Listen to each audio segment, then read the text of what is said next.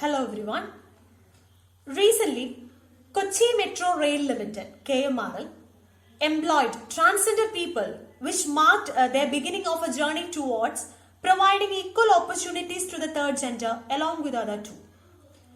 But majority of the employees were forced to quit their jobs due to some serious issues they had to face while employing them.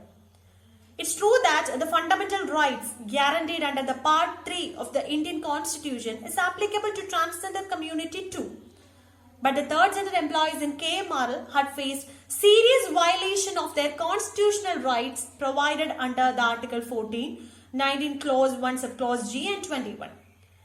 This specific example of KMRL is pointing towards the fact that many inclusion strategies used to accept transgender community to the mainstream tested remains flawed, and they are still facing the dark exclusion realities.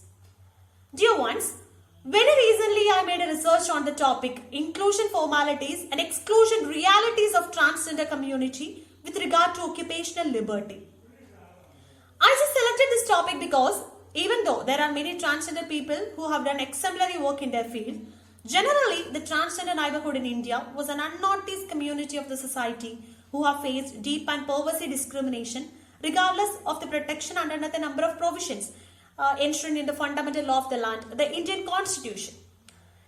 In the year 2014, the Supreme Court of India has recognized transgender people as third gender in the landmark ruling of National Legal Service Authority versus Union of India case. The court ordered the government to provide them with quotas in jobs and education. Similarly, the Transgender Person Protection of Rights Act 2019 came into force to protect transgender people from unfair treatment in or in relation to employment or occupation.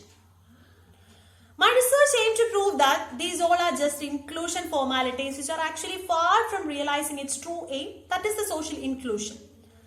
For realizing the aim, I selected the KMRL incident, and for the purpose of better analysis, personal interview with the targeted group is done. And for more array of information, I relied on judgments, Parliament Acts, news reports, online sites, etc. The primary goal was to suggest policy reforms which promote overall welfare of transgender community with special attention to the matters relating to their occupational liberty. As I already said, in the year 2017, Kochi Metro Rail Limited broke new grounds in the gender equality sphere by offering jobs to the people of transgender community. That is actually for the very first time an Indian governmental agency has allotted roles for members of this particular community. It aimed to tackle prejudice and was able to bring transgender people into the mainstream. But the result was somewhat different. Out of 43 persons who were employed by KMRL in the first and second phase respectively, only 11 are now working. All the ones who left the job was not fired from the job but had to quit due to some serious reasons such as lack of sanitation facilities, accommodation facilities, etc. At first, KMRL was showered with huge round of applause and wide publicity across the nation for the progressive move they have made, and it also promised better jobs to the city's trans community in general. But the transgender people lost hope in KMRL as their experience with it was largely disappointing. Even KMRL was not ready to address their issue. Some who left the job were again forced to ruin their lives by engaging in sex work and so on.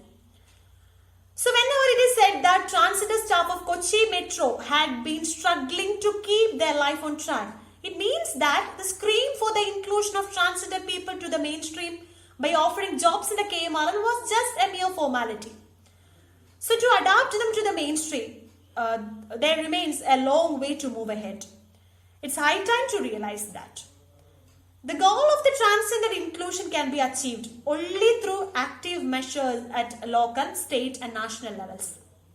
The first step taken should be the sensitization of the society.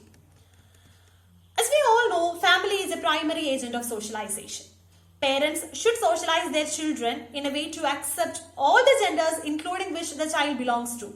If they do so, definitely the coming future will be more transgender friendly, and the educated, qualified transgender people may be appointed as teachers in the reputed educational institutions too. If they get a chance to educate the students, they can better teach them the importance of body and soul than any other gender. then all the state governments should ensure special facilities for the transgender people at workplace. The uniform or dress code at the workplace should be gender neutral, and sex-specific washrooms in favor of transgender people should also be provided along with accommodation facilities. Very recently, when the country went to a lockdown due to COVID-19 pandemic, many transgender people become unemployed due to prohibition on institutions and shops to work. Many are having no other livelihood options or earning other than sex work now.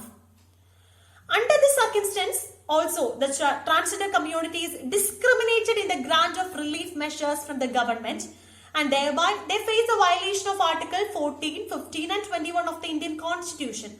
This is not a good sign, even there were some improvements made for the well-being of the community. For realizing the transgender inclusion in the occupational sphere into the fullest, the acts such as Sexual Harassment of Women at Workplace, Prevention, Prohibition and Redressal Act 2013, Maternity Benefit Act 1961, Equal Remuneration Act 1976, etc. need to be well revised to include the special case of transgender community too.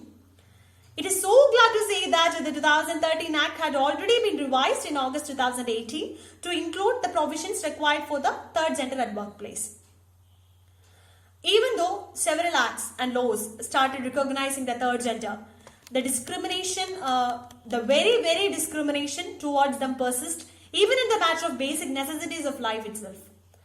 So the social inclusion has been really proved to be a daunting task. The society can only move ahead with the task of inclusion gradually, which require the full cooperation with the society as a whole. It is necessary to take conscious steps in the right course to ensure that legal guidelines and government policies acts as a perfect tool to improve the overall life of third gender and as a life support for them. Then only the overall upliftment and social integration of transgender people into the mainstream can be realized. So that's my point. Thank you so much for your kind cooperation. Thank you.